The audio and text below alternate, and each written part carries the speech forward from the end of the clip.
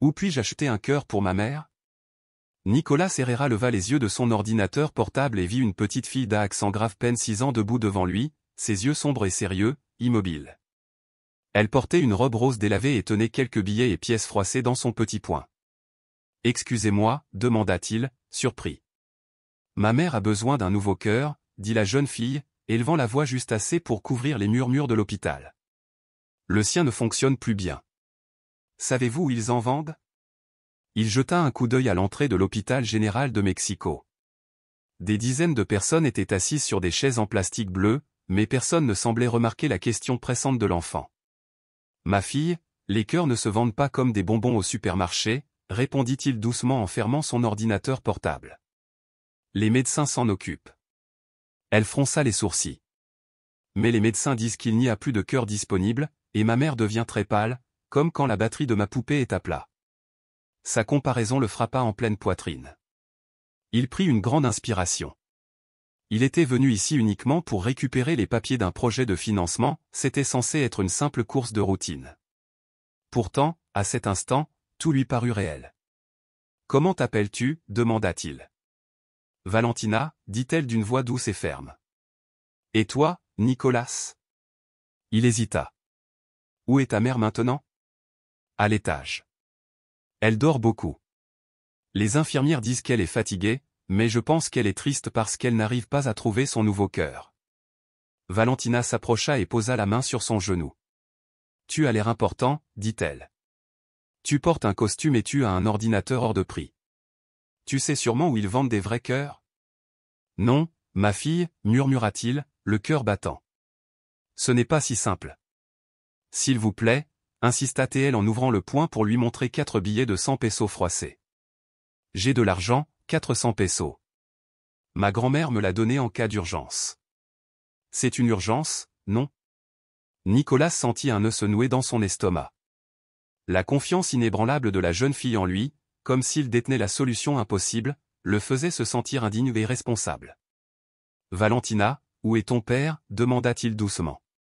Elle haussa les épaules. « Je n'ai pas de père.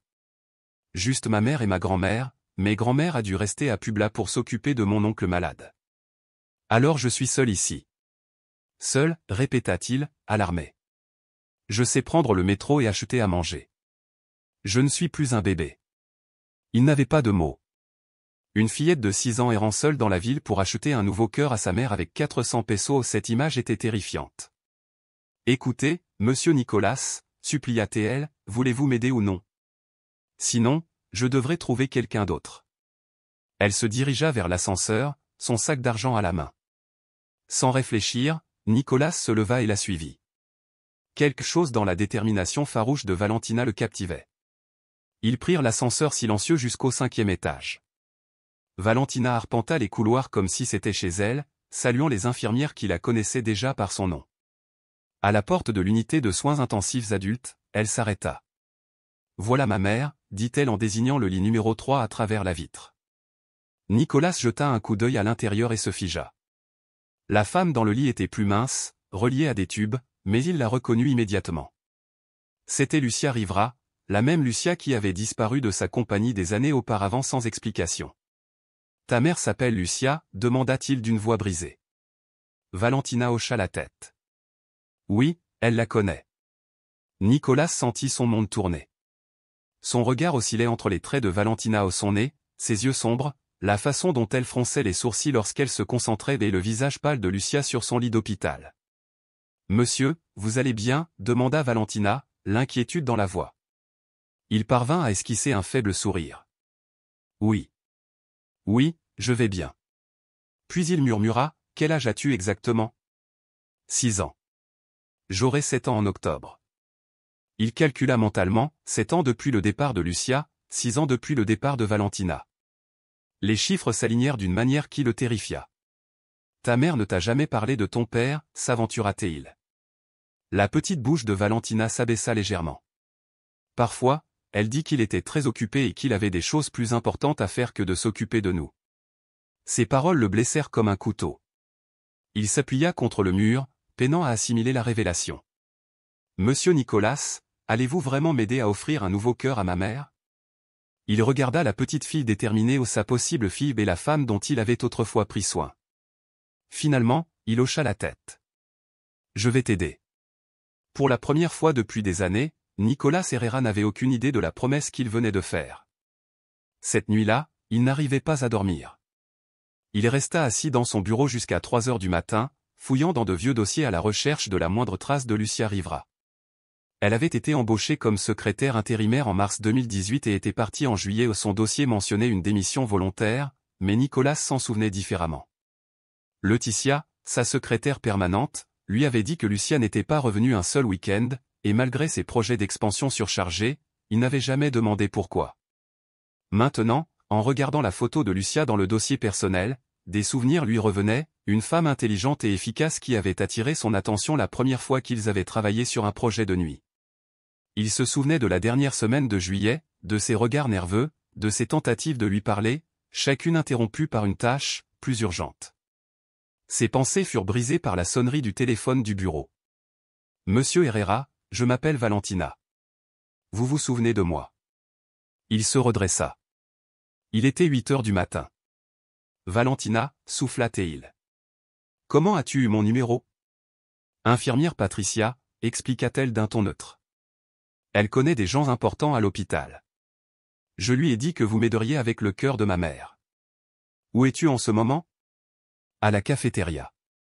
J'avais déjà pris mon petit déjeuner, juéchila-t-il. Avec l'argent qu'il me restait. Tu as dormi ici, murmura-t-il. Oui, sur une chaise dans la salle d'attente. Les infirmières m'ont donné une couverture. Son estomac se retourna à l'idée d'elle seule et vulnérable. As-tu vu ta mère ce matin ? Elle dort encore, mais le docteur Camilla a dit qu'elle avait ouvert les yeux un petit moment. C'est bon, demanda-t-il. Très bien. A-t-elle déjà trouvé un nouveau cœur ? Pas encore. Mais je vais voir les médecins pour voir ce qu'on peut faire. Il raccrocha et composa immédiatement un autre numéro. Le docteur Mendoza répondit, et Nicolas lui accorda une faveur discrète. Une demi-heure plus tard, il est arrivé à l'hôpital avec un sac de petit déjeuner pour Valentina et un rendez-vous avec le docteur Camilla Rio, la cardiologue qui supervise les soins de Lucia. L'état de Madame Rivera est critique, a expliqué le docteur Rio dans son cabinet. Il s'agit d'une cardiomyopathie dilatée terminale. Elle a besoin d'une greffe urgente, mais elle est toujours sur la liste d'attente. Nicolas hocha la tête, se préparant à ce qui allait suivre. Son système immunitaire est complexe, demanda Nicolas d'une voix étranglée par l'urgence. Des semaines, peut-être un mois si on a de la chance, si on ne trouve pas de cœur compatible. Le médecin ne dit rien, son silence étant plus révélateur que n'importe quelle parole. Connaissiez-vous cette patiente ? Demanda le docteur Barrios, le regard perçant. Nicolas déglutit. Elle travaillait pour moi il y a des années, admit-il. Je me sens responsable de ce que... Sa voix s'interrompit, ne sachant comment s'expliquer sans paraître ridicule. Autre chose, insista le médecin. La jeune fille, Valentina, n'a pas de famille proche disponible si quelque chose arrivait à sa mère. Nicolas hocha la tête. Il comprenait ce qu'elle voulait dire et il prendrait en charge tous les frais médicaux nécessaires. Il trouva Valentina dans la chambre de Lucia, perchée sur une chaise près du lit, sa petite voix lisant un livre à voix haute. Alors le prince a dit à la princesse que tout irait bien, entonna-t-elle sérieusement, parce qu'il trouverait un moyen de la sauver. Nicolas s'attarda sur le seuil, observant la silhouette fragile de Lucia, branchée à des moniteurs et des tubes, mais marquée par la même détermination inébranlable qu'il voyait chez Valentina. « Maman, monsieur Nicolas est venu nous rendre visite », annonça Valentina sans lever les yeux. « C'est lui qui va t'apporter le nouveau cœur. » Il s'approcha lentement du lit. « Salut, Lucia », murmura-t-il, et pendant un instant, ses paupières frémirent. Valentina l'interrompit, « Tu sais ce qui est étrange ? Quand j'ai dit son nom à ma mère avant qu'elle s'endorme, elle a pleuré, mais pas de tristesse. » Elle marqua une pause et inspira profondément, comme si l'effort en lui-même comptait. « Elle me connaît. Je crois. Et je crois que tu la connaissais avant, non ?» Nicolas s'affala sur l'autre chaise, le visage entre les mains. Il expira en tremblant. « Oui, je la connaissais, c'était ma petite amie, autrefois. C'est pour ça qu'elle est partie. » Il leva les yeux vers Valentina. Je ne sais pas encore la suite, mais je veux la découvrir. Elle hocha simplement la tête, acceptant sa réponse pour l'instant. Monsieur Nicolas, avez-vous des enfants? Demanda-t-elle soudain. La question le frappa comme un coup de poing. Il hésita, puis secoua la tête. C'est pour ça que je suis triste, dit-elle en haussant les épaules, comme si la pièce manquante était évidente. Nicolas l'observa, comment elle se mordait la lèvre en réfléchissant, la fossette sur sa joue gauche quand elle souriait. Sa propre mère avait la même fossette. Valentina, puis-je vous poser une question personnelle, réussit-il à dire. Bien sûr. C'est quand votre anniversaire exactement? Le 15 octobre 2018. Nicolas fit le calcul. Lucia avait quitté l'entreprise en juillet de cette année-là. Si elle avait été enceinte à ce moment-là. Il se secoua. Monsieur Nicolas, vous avez encore une drôle d'allure. Je vais bien, le rassura Valentina. J'ai juste besoin de passer quelques coups de fil. Cet après-midi-là, il se rendit chez le docteur Mendoza pour un test ADN, le cœur battant à tout rompre, entre effroi et espoir. Tard dans la soirée, les mains tremblantes, il lut les résultats, il était bien son père. 3 jours à observer ses gestes doux et ses expressions rusées, 9,9% de chances de paternité se révélèrent faux. De retour à l'hôpital, Nicolas trouva Valentina dans le couloir, faisant les 100 pas avec une simple feuille de papier. « Que fais-tu, ma fille » demanda-t-il doucement. Elle lui tendit sa lettre. « Cher Dieu ou directeur de l'hôpital. Ma mère a besoin d'un nouveau cœur très rapidement. Les médecins disent que le sien ne lui sert plus et qu'elle pourrait mourir. Je ne veux pas être seul. J'ai 400 pesos de côté et je peux faire du ménage ou autre. S'il vous plaît, aidez-moi à sauver ma mère. Sincèrement? Valentina Rivera, 6 ans. Sa poitrine se serra en lisant sa supplique. Valentina, viens ici. Ils s'assirent sur les chaises en plastique bleu. Le docteur Camilla vous a expliqué ce qui se passe, demanda-t-il doucement. Oui, répondit Valentina. Son cœur est très fatigué. Il lui en faudrait un neuf, comme quand mon vélo est tombé en panne et qu'on a dû changer les pneus. Elle marqua une pause. Mais les cœurs viennent de gens qui n'en ont plus besoin, et ça n'arrive pas souvent. Nicolas passa un bras autour de ses frêles épaules. On trouvera une solution. Je te le promets. Elle leva les yeux avec curiosité. Comment peux-tu en être si sûr? Il hésita, puis parla à voix basse. Parce que maintenant je sais quelque chose que j'ignorais. Ta mère et moi étions très proches il y a des années, et j'ai une raison importante de vous aider toutes les deux. Cette nuit-là, il resta tard, attendant que Lucia se réveille. À 11 heures, ses paupières s'ouvrirent brusquement, la confusion dans son regard. En le voyant, les larmes lui montèrent aux yeux. Il se pencha. Valentina va bien. Elle dort dans la salle d'attente. Elle est très courageuse.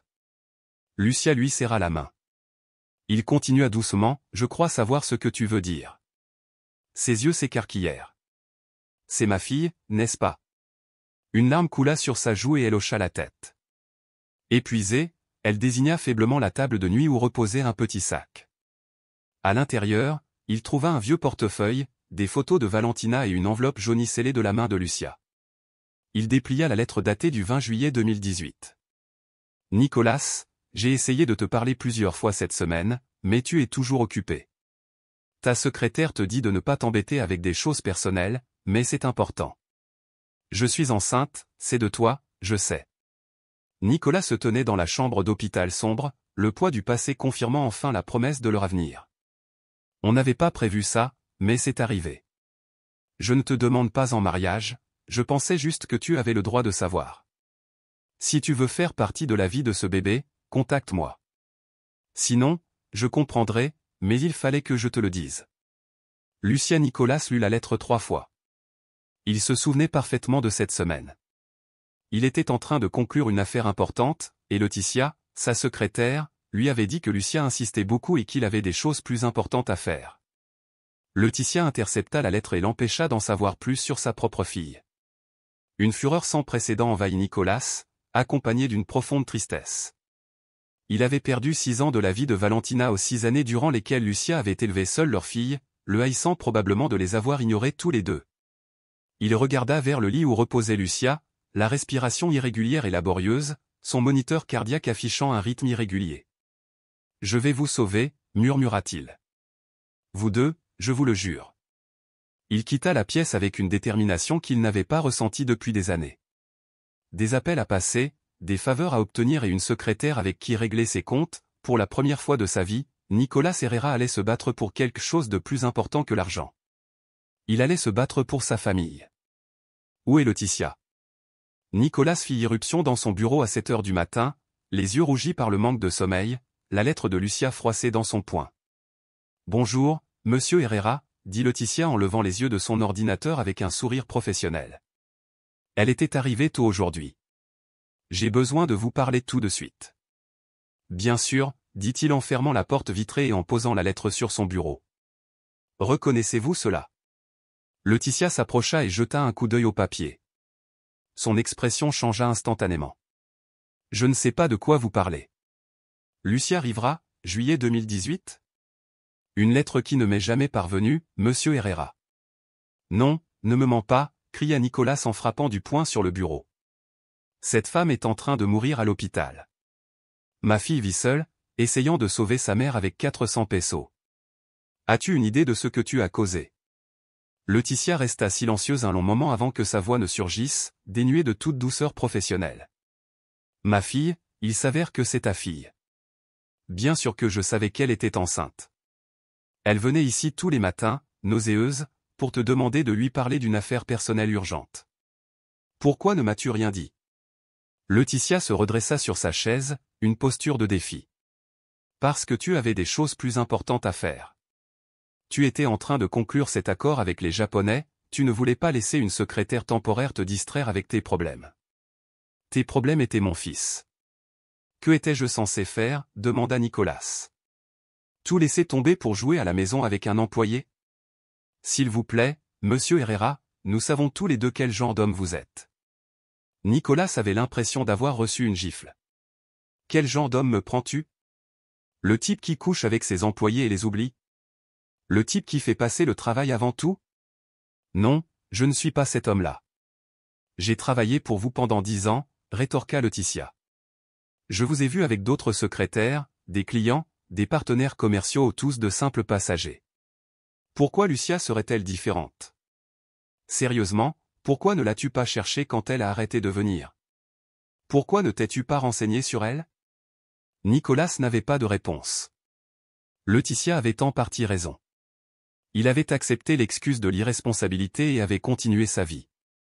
Je t'ai rendu service, continua-t-elle. Je t'ai épargné des années de pension alimentaire, de responsabilité, et une femme qui te harcelait sans cesse pour de l'argent. Une dernière faveur, me voler l'occasion de rencontrer ma fille. Ta fille est-elle mieux sans toi? Tu es comme Lucia, gronda Théil. Comment peux-tu dire ça? Lucia est mourante. Valentina est seule, et tu es là à jouer les héros alors qu'il est déjà trop tard. Nicolas se pencha sur son bureau. Tu sais ce qu'il y a de plus pathétique? Tu l'as fait par jalousie que j'ai eu quelque chose avec Lucia que tu n'aurais jamais eu. Le visage de Laetitia rougit. Tu ne sais pas de quoi tu parles. Oh, mais si, insista-t-il. 10 ans à attendre que je te remarque comme autre chose qu'une secrétaire efficace, à supporter mes rebuffades, mes mauvaises humeurs, mes aventures à attendre ton tour. C'est faux? Quand Lucia est arrivée, tu as vu quelque chose de réel entre nous, et tu n'as pas pu le supporter. Laetitia se leva brusquement. Oui, j'étais jalouse. J'étais là tous les jours pour organiser ta vie, et cette femme débarque 4 mois plus tard et se retrouve dans ton lit. Ça ne me donnait pas le droit de... À quoi? L'interrompit-il. Me protéger d'une bêtise? C'était exactement ça. Tu pensais que je l'épouserais par obligation, que je vivrais une vie misérable, et que je te reprocherais ensuite de ne pas m'avoir sauvé. Ce n'était pas ta décision, cracha-t-elle. Eh bien, c'est fait, et regarde où tu en es maintenant, Lucia meurt seule, et tu te sens coupable d'un événement survenu il y a des années. Nicolas attrapa son téléphone sur le bureau. Appelle la sécurité. Je veux que tu sortes, et ne te laisse pas frapper à la porte en sortant. C'est une erreur, monsieur Herrera, dit Laetitia, encore en train de réfléchir. L'erreur que j'ai commise il y a 10 ans a été de ne pas comprendre quel genre de personne vous étiez vraiment. Sans moi, cette entreprise s'effondrera. On verra bien, répondit-il froidement. 20 minutes plus tard, Laetitia quittait le bâtiment avec un carton contenant ses affaires. Nicolas observait la scène depuis la fenêtre de son bureau, un mélange de satisfaction et de vide le submergeant. Son téléphone sonna. Monsieur Herrera? C'est le docteur Rio de l'hôpital. Vous devez venir immédiatement, l'état de Lucia s'est aggravé. Nicolas raccrocha et courut vers l'ascenseur. Tandis que le taxi zigzaguait dans la circulation, il appela son avocat. Roberto, renseigne-toi sur les opérations cardiaques expérimentales et dresse une liste des meilleurs cardiologues du pays. Peu importe le prix, quand pourras-tu la voir? Hier, murmura-t-il. Il pensa à Valentina qui attendait à l'hôpital, écrivant probablement une autre lettre à Dieu. Il pensa à Lucia luttant pour sa vie, persuadé qu'il l'avait abandonnée volontairement. Il ne pouvait pas changer le passé, mais il avait encore le temps de changer l'avenir. Sinon, il serait trop tard. Nicolas fit irruption au 5e étage et trouva le docteur Rio et une équipe de médecins autour du lit de Lucia. Valentina se tenait dans un coin, les yeux écarquillés, observant la pose de nouveaux fils et tubes sur sa mère. « Que se passe-t-il » demanda Nicolas. Son cœur s'affaiblit plus vite que prévu, a déclaré le docteur Rio d'un ton grave. Nous l'avons inscrite sur la liste d'attente pour une transplantation d'urgence, mais les chances de trouver un cœur compatible en quelques heures sont très minces. Nicolas jeta un coup d'œil à Valentina, qui s'était approchée pour entendre leur conversation. « Quelles autres options avons-nous » demanda-t-il. « Une intervention chirurgicale expérimentale est-elle en cours de test à Guadalajara? Un dispositif d'assistance ventriculaire qui pourrait la maintenir en vie en attendant la greffe? » Il laissa la question en suspens. Les risques étaient élevés, mais sans elle, le médecin n'eut pas besoin de terminer sa phrase. « Combien de temps avons-nous pour décider » insista Nicolas, le cœur battant. « Des heures, peut-être moins. » Il s'agenouilla pour croiser le regard de Valentina. « Ma fille, as-tu compris ce que j'ai dit » Valentina réfléchit un instant. Le médecin a dit que maman mourrait plus vite, certes, mais elle a aussi dit qu'une opération pourrait l'aider, quelque chose pour réparer son cœur. Mais c'est dangereux. Elle marqua une pause, pesant ses mots. Nicolas sentit la question lui venir à l'esprit, un enfant de 6 ans comprenait les enjeux mieux que la plupart des adultes. « Non, ma chérie, ce n'est pas plus dangereux que de mourir, répondit-il doucement. Alors il faut le faire. Je dois d'abord parler à ta mère. Peut-elle se réveiller? Quelques instants plus tard, les yeux de Lucia s'ouvrirent brusquement.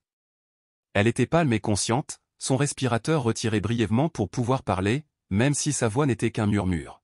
« Bonjour » murmura-t-elle à Nicolas. Il sourit, submergé par le soulagement. C'était la Lucia qu'il connaissait, sarcastique, même dans les pires moments. « Lucia, il faut qu'on parle. »« Je sais » dit-elle, le regard fixe. « Valentina m'a dit que tu connaissais déjà la vérité. Pourquoi n'as-tu pas insisté? Pourquoi n'es-tu pas venu me chercher? » Oui, répondit Nicolas, la voix tremblante. Votre secrétaire m'a dit que vous étiez trop occupé avec vos problèmes d'employé et que si je voulais une aide financière, il me faudrait un avocat. Elle haussa un sourcil. Je n'ai jamais dit ça. Il ferma les yeux. Je sais. Mais à l'époque, je t'ai cru. L'expression de Lucia s'adoucit. M'aurais-tu épousée par obligation si tu avais su? Aurais-tu été heureuse? Nicolas hésita, puis répondit avec assurance. J'aurais fait de mon mieux. C'est tout ce qui compte maintenant. Il lui prit la main. L'opération à Guadalajara est risquée, prévint-il, mais regardez-moi, je ne fais aucune promesse que je ne puisse tenir. Ne me dis pas que tout ira bien, murmura Lucia. Ne me promets pas une famille heureuse. Ne me dis pas que tu m'aimes, car nous savons tous les deux que ce n'est pas vrai. Lucie? Réponds juste une chose. Si je ne viens pas, tu t'occuperas de Valentina. Nicolas déglutit. Oui. Je prendrai soin d'elle comme si elle était la chose la plus importante au monde, même si cela signifie changer complètement ma vie. Un faible sourire étira les lèvres de Lucia. Ma vie a déjà changé, dit-elle. Opérez-vous. Tu es sûr, demanda-t-il. J'ai 6 ans de raison d'en être sûr. Maman, tu vas mourir, demanda Valentina, soudain à son chevet. Lucia serra la main de sa fille. Je ne sais pas, mon amour, mais je me battrai de toutes mes forces. Et si je n'y arrive pas, ton père prendra soin de toi. Valentina se tourna vers Nicolas, son regard sérieux, familier et perçant. Tu vas vraiment prendre soin de moi? Même quand je suis agaçante? Il sourit, le cœur lourd. Autant d'histoires que tu veux avant de dormir. Je viendrai à toutes les réunions d'école et je ne partirai jamais, même si je suis très occupé. Le hochement de tête de Valentina était résolu. D'accord. Ma mère peut se faire opérer. 3 heures plus tard, Nicolas avait organisé un vol sanitaire pour Guadalajara, obtenu l'équipe médicale spécialisée et les autorisations de chirurgie expérimentale, et libéré son agenda. Tandis que le docteur Rio préparait Lucia pour le transfert, il se pencha. Il y a quelque chose que Valentina m'a demandé de vous donner. Il tendit à Nicolas une feuille pliée. L'ouvrant, Nicolas lut. Cher papa, maintenant que je sais que tu es mon père, merci d'avoir aidé ma mère. J'espère qu'elle ne mourra pas, mais si c'est le cas, ne sois pas triste. Les papas arrivent parfois en retard, mais ça ne veut pas dire qu'ils sont mauvais. Je vais t'apprendre à être papa si tu ne sais pas. Je t'aime, ta fille Valentina. PS, peux-tu m'acheter une glace après l'opération? Nicolas s'affala sur une chaise, bouleversé. Valentina apparut à ses côtés. As-tu lu ma lettre? Il hocha la tête. Oui, ma fille. Est-ce que je peux t'appeler papa? Il retint son souffle, le mot lui transperçant le cœur. Sans aucun doute. Le sourire de Valentina était radieux, le premier depuis des jours. On va sauver ma mère, pas vrai, papa? On va tout faire pour y parvenir. À l'hôpital de cardiologie de Guadalajara, le docteur Jiménez a expliqué, l'appareil aidera son cœur à pomper en attendant une greffe. L'opération dure 8 à 12 heures. Les chances de réussite sont d'environ 60, voire 70%, si elle ne rejette pas l'opération. Valentina écoutait sans ciller. Docteur, je ne suis pas stupide, je sais que maman pourrait mourir. Mais si vous ne faites rien, elle mourra, c'est sûr. Alors, allons-y. Surpris, le docteur Jiménez sourit. Votre fille est très mature pour son âge. Oui, c'est vrai, acquiesça Nicolas. À 14 heures, Lucia fut emmenée au bloc opératoire. Valentina s'approcha du brancard. Maman, sois sage et bats-toi bien. La voix de Lucia tremblait mais était forte, je me bats toujours avec acharnement, mon amour. Elle leva les yeux vers Nicolas par-dessus la tête de Valentina. Prends soin d'elle, prends vraiment soin, pas comme tu t'occupes de tes affaires. Il la regarda dans les yeux. Elle est tout ce que j'ai. Les portes se sont fermées et le père et la fille ont attendu dans la pièce silencieuse. Qu'est-ce qu'on fait maintenant, papa? Demanda Valentina en s'appuyant contre lui. Il lui tapota la main. Tu veux savoir comment j'ai rencontré ta mère? Elle hocha la tête et se blottit contre lui. Ta mère a rejoint mon entreprise alors que tu n'étais enceinte que de quelques mois. Je l'ignorais encore, mais elle était belle et incroyablement intelligente, encore plus que moi. Je suis tombée amoureuse très vite, même si j'étais trop bête pour m'en rendre compte. Valentina lui sourit. Pourquoi penses-tu que j'ai été stupide? Demanda-t-il doucement. Parce que tu pensais que le travail était la chose la plus importante au monde, répondit-elle. Il baissa les yeux vers sa fille, l'espoir et la détermination brillant dans ses yeux. Plus maintenant. Je n'avais pas compris qu'il y avait des choses plus importantes, comme la famille, comme prendre soin des gens qu'on aime.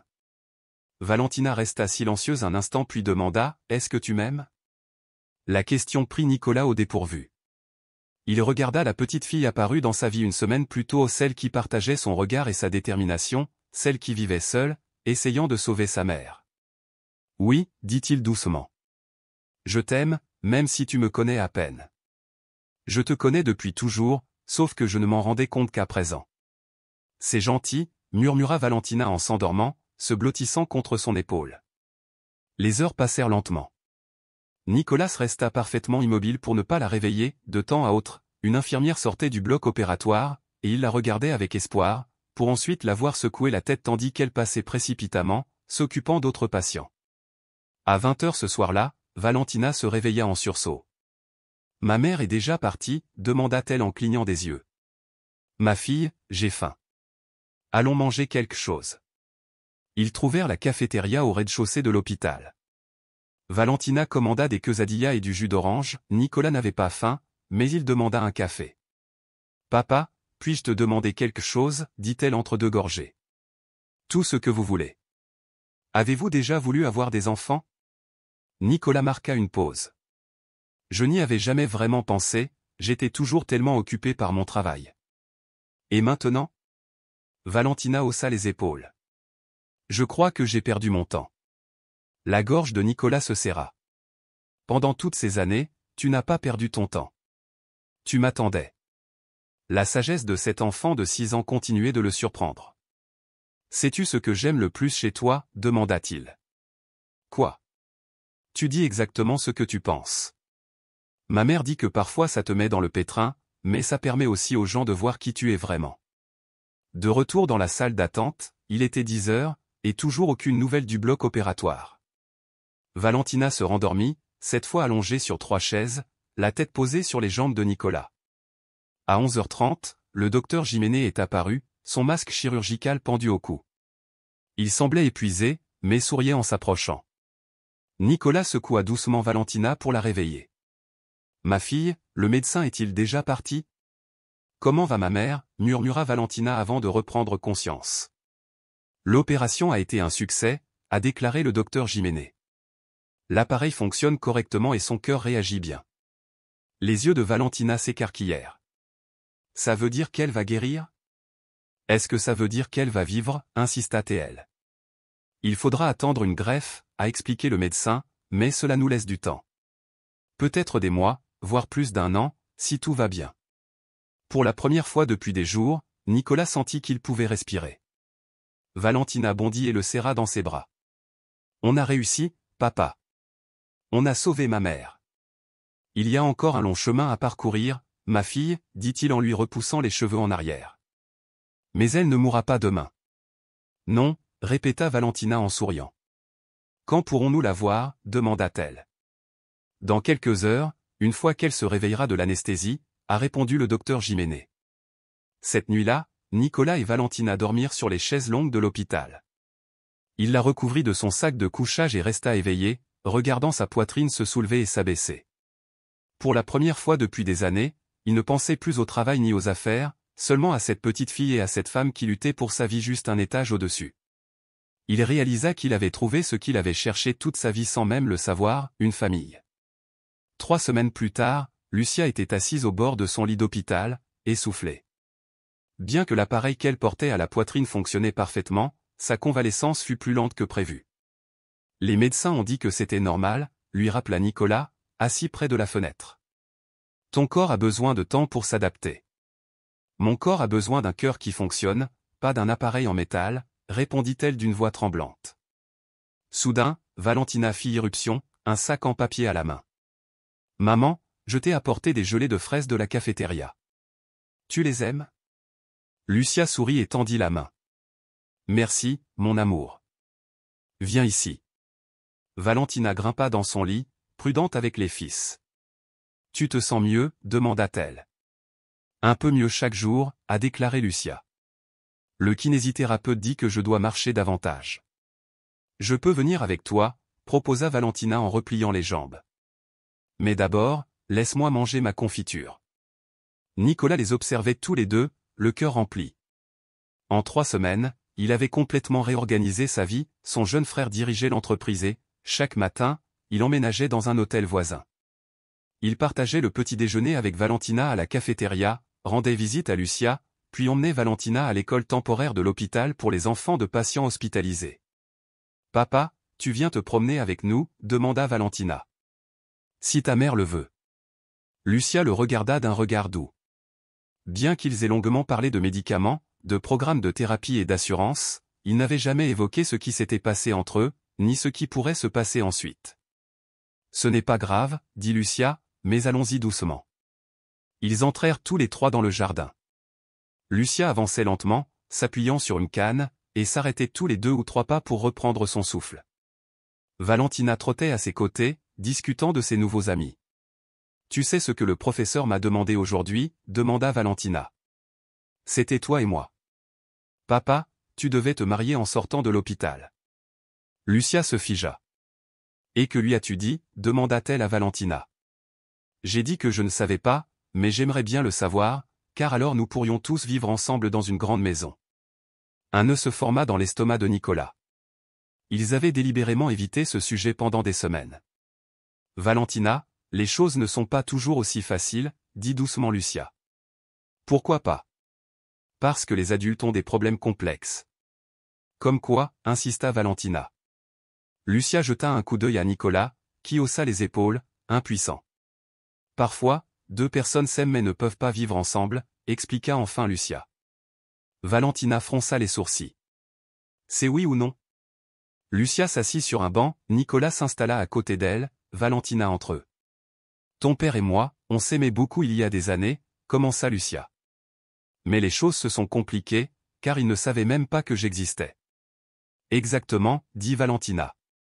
Mais maintenant, il sait, il prend soin de nous, m'achète des glaces, me lit des histoires. Alors, où est le problème? Nicolas ouvrit la bouche pour parler, mais Lucia leva la main.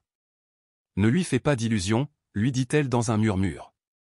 Elle te voit déjà comme le père parfait qui arrangera tout, mais quand je quitterai l'hôpital, quand tout redeviendra normal, tu retrouveras ta vraie vie. C'est ma vraie vie, dit Nicolas d'une voix ferme. Non, ta vraie vie, c'est ton entreprise, tes réunions, tes voyages d'affaires. Ce n'est qu'une pause. Pourquoi penses-tu ça? Demanda-t-il. Parce que je te connais, répondit Lucia. En temps normal, les gens font semblant de changer jusqu'à ce que les choses se corsent. Puis ils redeviennent ce qu'ils étaient. Nicolas s'approcha. Que dois-je faire pour que tu me croies? Lucia détourna le regard. Je ne sais pas si tu peux faire quelque chose. Lucia. Commença-t-il, mais elle l'interrompit. Ne me dis pas que tu m'aimes.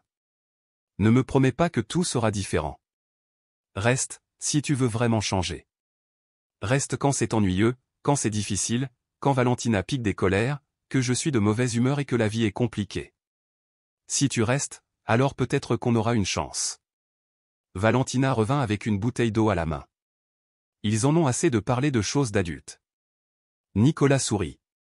C'est fini, ils vont se marier, annonça-t-il. Les yeux de Valentina s'illuminèrent. D'abord, ta mère doit guérir complètement, a-t-il ajouté, et ensuite nous verrons ce qui se passe. Valentina soupira d'un air dramatique. Les adultes rendent tout tellement compliqué, se plaignit-elle en sautillant sur la pointe des pieds. Cet après-midi-là, tandis que Valentina faisait ses devoirs à la table d'hôpital, Nicolas se repassa les paroles de Lucia. Elle avait raison, il était facile d'être un héros en temps de crise, le véritable défi était d'être un bon mari et un bon père au quotidien. Mais pour la première fois, il voulait essayer, montrer qu'il en était capable. Papa, tu peux rester, demanda Valentina un soir à l'épicerie. Nicolas sourit et la regarda. Pourquoi y a-t-il une boîte de céréales dinosaures dans notre chariot? Tu détestes les céréales sucrées. Elle gonfla les joues. Je vis avec un enfant de 6 ans qui trouve que les céréales classiques ont un goût de carton. Il rit. À côté des céréales se trouvaient des yaourts à la fraise, des biscuits aux pépites de chocolat et du jus de pomme, autant de choses qu'ils partageaient désormais en famille. Cela faisait 2 mois que Lucia avait quitté l'hôpital. Nicolas avait acheté une maison de 3 chambres avec un petit jardin dans un quartier calme. Officiellement, Lucia et Valentina y vivaient comme locataires temporaires pendant sa convalescence, mais en réalité, ils étaient devenus une famille étrange et fonctionnelle. « As-tu déjà appris à tresser tes cheveux » demanda Valentina en passant devant le rayon des bonbons. « Plus ou moins, admit-il.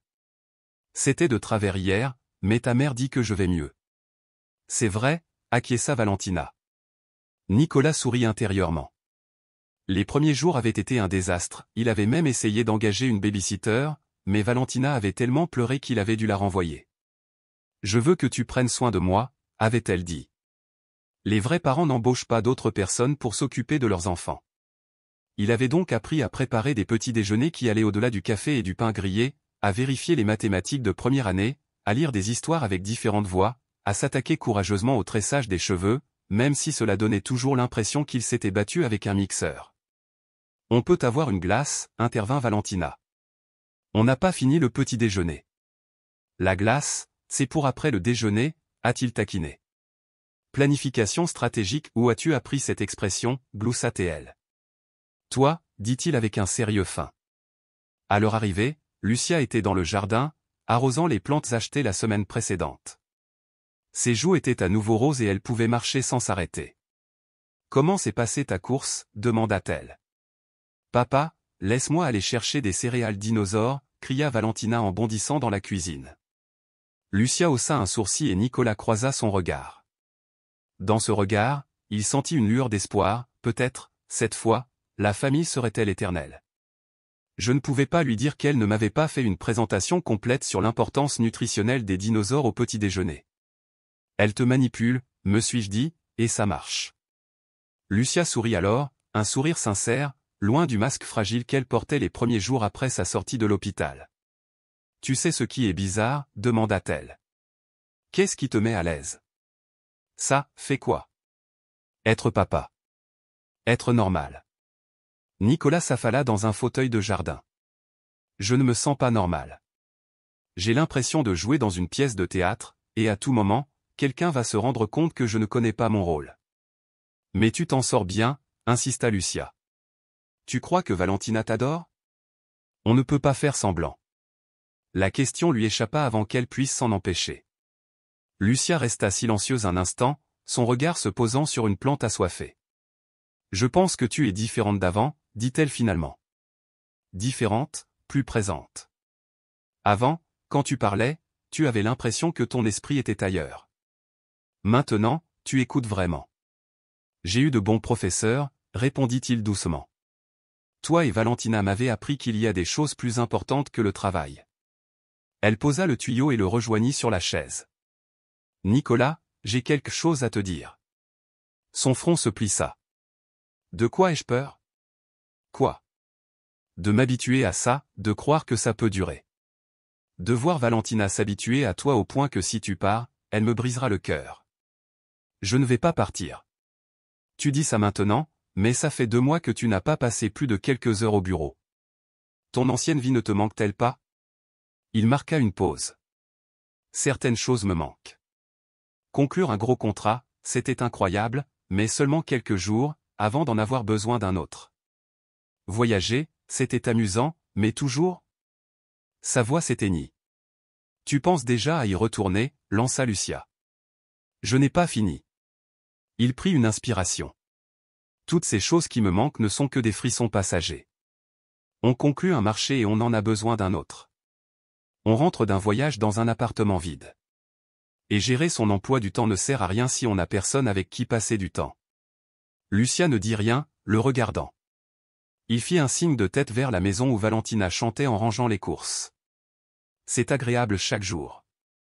Différent, certes, mais toujours agréable, même si Valentina a piqué une crise ce matin parce qu'elle refusait de porter les chaussures que tu as choisies. Et même si j'ai encore mal à la poitrine la moitié du temps et que je me fatigue vite, surtout à cause de ça. Il marqua une pause, les commissures des lèvres crispées. Même si on doit manger des céréales dinosaures parce que ma fille t'a convaincu que c'était une bonne idée, enfin, peut-être pas spécialement à cause de ça. Lucia rit alors un vrai rire, celui dont il se souvenait de l'époque où il travaillait au bureau. « Sais-tu ce que j'aime le plus chez toi maintenant ?» demanda-t-elle. « Quoi ? Que tu n'as pas peur de dire des bêtises. »« J'ai toujours dit des bêtises, » a-t-il admis. Je trouvais juste que ça avait l'air intelligent. À ce moment-là, Valentina a fait irruption. On peut faire des cookies. J'ai vu une recette facile à la télé. Sais-tu faire des biscuits ? demanda Lucia. Aucune idée, dit-il en s'avançant. Mais je suppose qu'on apprendra. Et on fera probablement des bêtises. Et ça ne te dérange pas du tout. Pour la première fois depuis qu'ils avaient emménagé ensemble, Lucia se pencha et l'embrassa sur la joue. Tu as peut-être une chance, murmura-t-elle. Et si le nouveau cœur ne tenait pas longtemps ? La question de Valentina flottait dans l'air chaud du dimanche. Elles étaient assises sur un banc de parc, sous un grand arbre, le soleil de fin d'après-midi tachant l'herbe. Lucia venait de rentrer de son contrôle mensuel, l'appareil qu'elle portait à la poitrine fonctionnait parfaitement. « Pourquoi demandes-tu cela, mon amour ?» demanda-t-elle en serrant Valentina entre elles. « Sophia, de ma classe, dit que les machines tombent en panne. Je ne veux pas que tu tombes en panne. » Nicolas échangea un regard avec Lucia. Ils en avaient discuté en privé à plusieurs reprises, mais jamais devant leur fille. « Regarde ma fille » murmura Lucia en prenant les petites mains de Valentina. « C'est vrai que l'appareil ne durera pas éternellement, et j'attends toujours un nouveau cœur. Mais ça ne veut pas dire que notre époque est mauvaise. Ça veut juste dire que notre époque est différente. Valentina fronça les sourcils, pensive. Comment ça se fait que ce ne soit pas si mal? Quand on sait que son temps est peut-être limité, a déclaré Lucia, chaque instant devient plus important. Chaque petit déjeuner, chaque histoire du soir, chaque après-midi au parc. Les yeux de Valentina s'illuminèrent. Envie de savourer un morceau de chocolat lentement? Exactement. Valentina prit une grande inspiration. Et si un nouveau cœur ne venait jamais? Lucia avait préparé cette réponse pendant des mois. Elle inspira, puis parla doucement. Alors nous vivrons comme si chaque jour était le plus important du monde chaque jour, pour toujours, aussi longtemps que nous le pourrons. Nicolas lui passa un bras autour des épaules. Il avait appris à ne pas promettre ce qu'il ne pouvait pas tenir. Il savait qu'être père signifiait parfois ne pas avoir de réponse, mais être là quand même. Tu sais ce que je pense, dit soudain Valentina. Quoi, demandèrent-ils ensemble. Que peut-être le nouveau cœur n'arrivera jamais et que cela n'a pas d'importance, car nous avons déjà tout ce dont nous avons besoin. Valentina les regarda tour à tour. J'ai ma mère et maintenant mon père. Nous vivons dans une jolie maison avec un jardin. Nous mangeons des céréales dinosaures au petit déjeuner. Papa a appris à faire des tresses moins moches. Et, protesta Nicolas. Valentina gloussa. Ils sont presque parfaits maintenant. Les yeux de Lucia s'embuèrent. Quand es-tu devenue si sage, demanda-t-elle. Quand j'ai compris que les fins heureuses ne consistent pas à ce que tout se passe parfaitement, a répondu Valentina, elles consistent à être ensemble pendant que les choses se produisent. Nicolas se pencha en avant, la curiosité brillant dans le regard. Où as-tu appris ça? Valentina se tenait droite malgré sa petite taille. Maman m'a appris à être courageuse dans les moments difficiles, dit-elle doucement. Et tu m'as appris que les papas peuvent arriver en retard, mais qu'une fois arrivés, ils restent. Lucia sourit, une lueur chaleureuse illuminant son visage. Et que nous as-tu appris? Valentina marqua une pause, réfléchissant. Je vous ai appris à tous les deux que l'amour ne se mesure pas au temps passé ensemble, mais à la façon dont on chérit chaque instant. Ils étaient assis côte à côte sur le banc, observant les autres familles, les rires des enfants dansant dans l'air, les balançoires grinçant doucement, les grands-parents distribuant des miettes de pain aux canards. Tu sais ce que je veux faire demain? Demanda Valentina, les yeux brillants. Non, quoi? Répondit Nicolas en se penchant plus près. Je veux qu'on mange des céréales en forme de dinosaure ensemble, puis tu pourras m'accompagner lentement à l'école pour qu'on ne se sente jamais pressé. Cet après-midi, on va encore faire des biscuits ou des vraiment, vraiment bons. Et ce soir, je veux que tu me lises l'histoire de la princesse qui a sauvé le dragon. C'est tout, taquina Nicolas, un sourire enjoué aux lèvres. Les yeux de Valentina pétillèrent. Non. Je veux aussi 1 million de câlins, parce que les câlins font durer le temps. Lucia prit la main de Nicolas, leurs doigts s'entrelaçant au-dessus de la tête de Valentina comme guidés par une promesse tacite. Tu sais quoi? Valentina leva les yeux vers le ciel doré. Je crois qu'on a déjà trouvé notre fin heureuse, surtout que vos cœurs sont tous les deux en prêt. Lucia et Nicolas échangèrent un regard tendre, leur sourire doux et entendu. N'oublie pas, ajouta Valentina, nous devons chérir chaque jour passé ensemble. Derrière eux, le soleil disparaissait sous la cime des arbres. D'autres familles rassemblaient leurs affaires, mais Lucia, Nicolas et Valentina s'attardaient, savourant ce moment comme le dernier morceau de chocolat. Prêt à rentrer? Demanda finalement Nicolas d'une voix douce. Prêt? Répondirent Lucia et Valentina en parfaite harmonie. En marchant main dans la main sur le chemin, Nicolas réalisa combien de temps il avait passé sa vie à courir après le succès, des objectifs lointains, un lieu, important, lointain. Mais le lieu le plus important au monde était ici et rentrer lentement chez lui avec sa famille, sans se presser, ensemble. Dans cette simple vérité, Nicolas Herrera découvrit quelque chose qui durerait pour toujours, même si, toujours, ne signifiait qu'un jour parfait à la fois. Et c'était plus que suffisant.